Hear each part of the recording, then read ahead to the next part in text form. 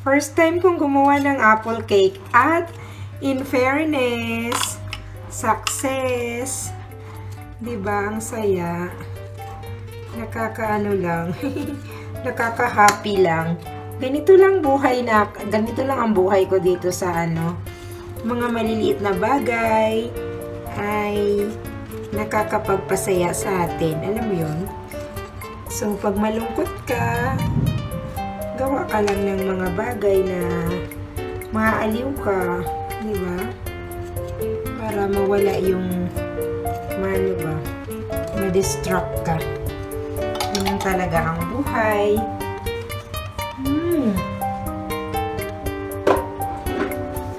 Ang sarap! Nakita nyo? Success ang ating apple cake. Hi everyone! Today I'm going to show you how to make quick and easy apple cake. La receta es de mi amiga, pero hoy voy a hacer solita. Inaaliw ko yung sarili ko dito sa school. Actually, pag nakakabasa ako ng mga comments and messages sa YouTube, parang alam mo yung nawawala yung music ko. Kasi maraming mga estudyante ko, dating parents, mga co-teachers, yun, parang natutuwa ako. Pero ang lungkot talaga ng buhay sa ibang bansa. Akala kasi natin, diba, dati pag nasa Philippines tayo, uy, abroad ka, parang masaya naman. Akala lang natin yun, pero pag nandito na tayo, ang lungkot talaga ng buhay, mga beshies. Hindi naman araw-araw, pero may time talaga na sobrang lungkot kasi maiiyak ka na lang. Yung kusa siyang kusa siya talaga, hindi mo ma-explain bakit, pero siya, nag-e-exist. Homesick is real. Ito yung mga basura natin kanina. Para linisin na natin lahat ang kalat. Actually, alam niyo ba, yung camera kung saan nakalagay? Sa faucet. Kaya hindi ko alam kung saan ko ilalagay yung camera. Yan, silipin na natin yung ating cake. Okay, para ingredientes, la tarta de manzana, necesitamos 4 huevos, 4 eggs, and of course, apples, manzanas. Yo no tengo el Fuji, but I will just use the green apple, but it's okay. And then lemon, actually we will just scrape this one. And of course, the yogurt. And then sugar. I have white and brown sugar, but I normally use brown sugar. I do not know why, I just like brown sugar. And of course, the flour, harina. And this one, aceite de girasol. And the vanilla flavor. I love to put vanilla. And of course, we need the butter. Because we need to put here, the butter. Okay? So, and the levadura, the baking powder, levadura. Okay, so first, we need to put hindi ko alam kung makikita nyo, kung pasensya na kayo, the butter, here, all over,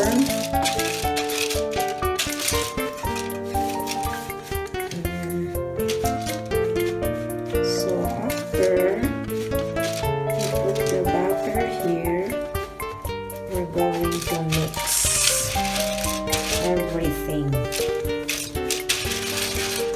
This is a very quick and easy recipe. So we have already the pan butter. Now we're going to mix everything here. Okay, so we need to break the egg. Okay, here.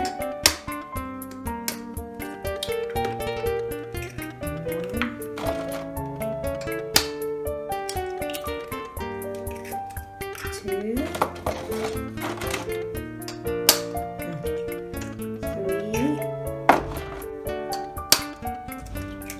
4. And then the yogurt. This is very quick and easy. Muy rápido. Fácil y rápido. Porque mi amiga cocina muy rápido. Mi amiga Amor, se llama Amor. Ay, because we will use this cup, the yogurt cup, we're going to use this as our measuring cup actually. This is also our measuring cup later.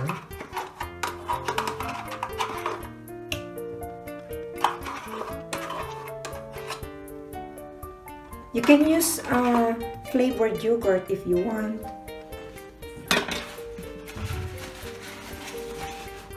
And then 4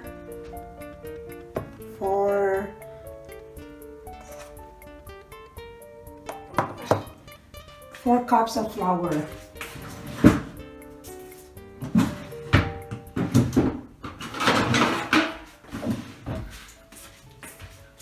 Cups of flour. 1,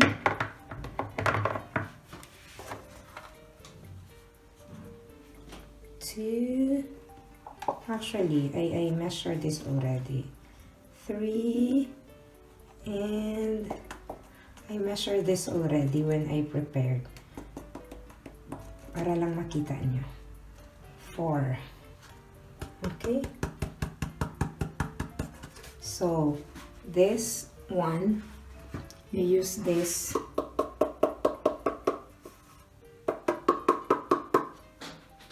Okay.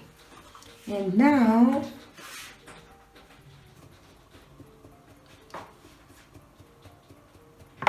and you can add actually here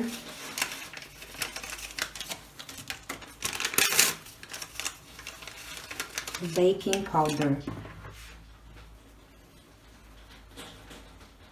Tansya na lang to mga ating, kasi hindi naman ako professional baker. I'm not a professional cook. Nag-ano lang ako. Okay.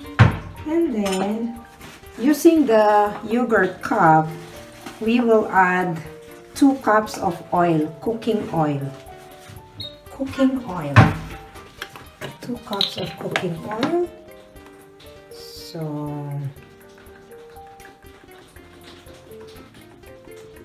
okay, 1 and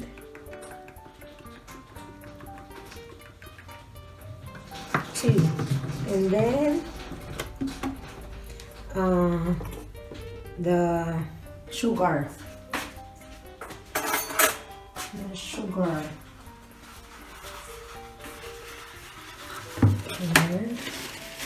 the sugar. So you need 2 cups. 2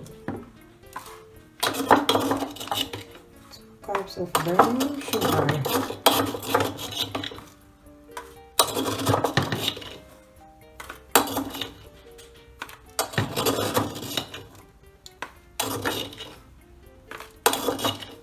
Ang bagal ko, diba?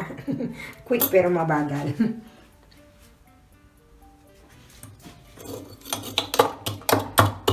So, ganito lang po siya.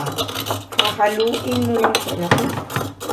Yung sugar ko ay na matigas na. Okay, so 1. And then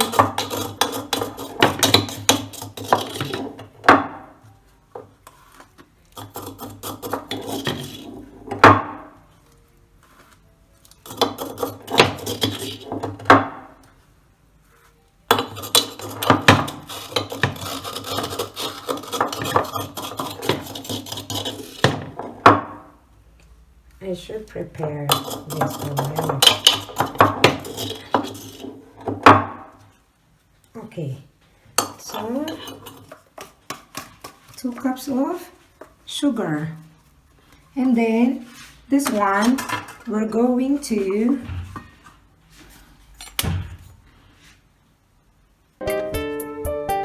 using this one, we're going to put the apple here.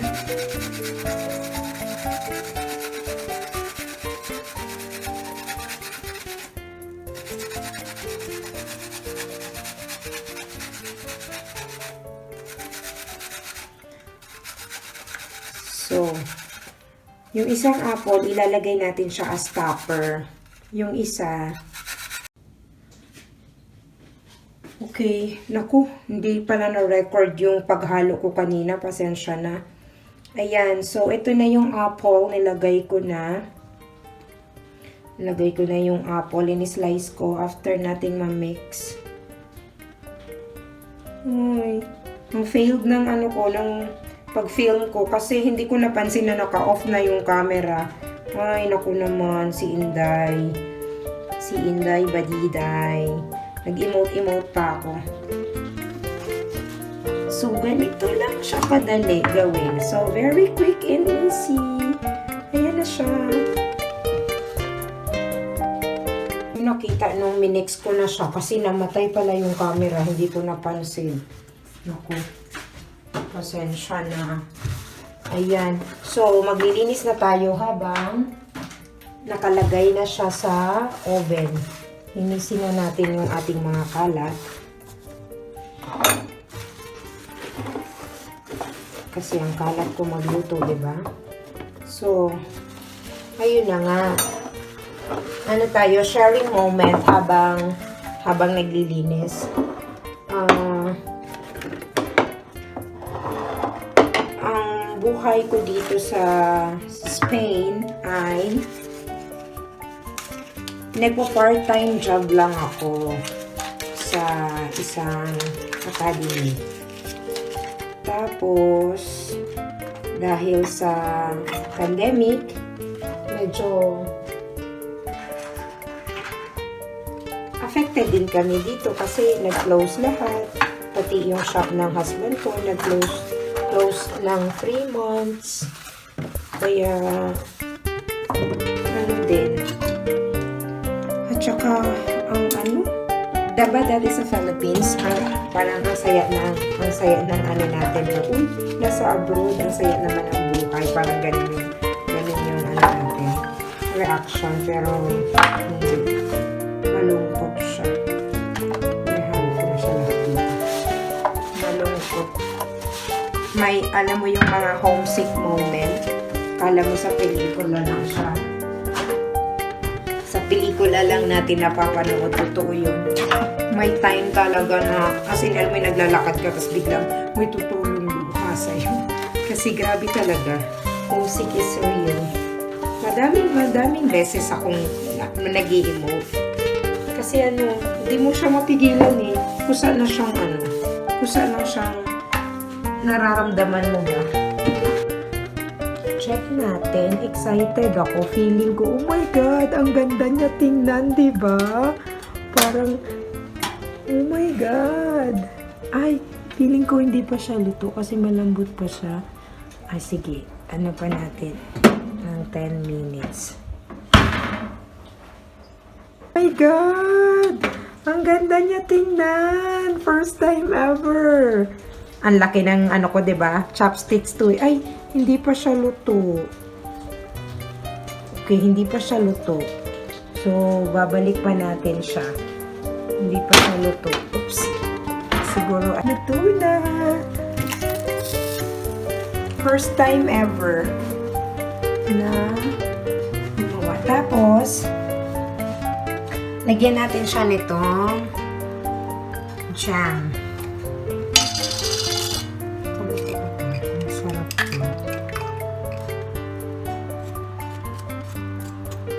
Ang sarap niya. Nakikita niyo ba? Excited ako.